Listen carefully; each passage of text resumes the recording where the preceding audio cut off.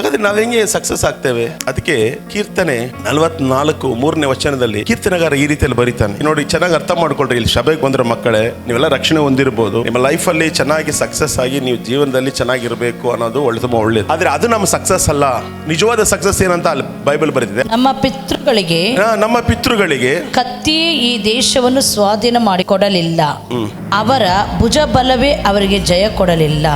ನಿನ್ನ ಭುಜಬಲ, ಹಸ್ತ, ಪ್ರಸನ್ನತೆ ಇದೇ ಅವರಿಗೆ ಜಯವನ್ನು ಉಂಟು ಮಾಡಿದವು. ನೋಡಿ, ದೇವರ ಪ್ರಸನ್ನತೆ ಬಗ್ಗೆ ಬೈಬಲ್ ಬರಿತಾ ಇದೆ, ದೇವರ ಕೈ ಬಗ್ಗೆ ಬೈಬಲ್ ಬರಿತಾ ಇದೆ, ದೇವರ ಒಂದು ಶಕ್ತಿ ಬಗ್ಗೆ ಬೈಬಲ್ ಬರೆದಿದೆ.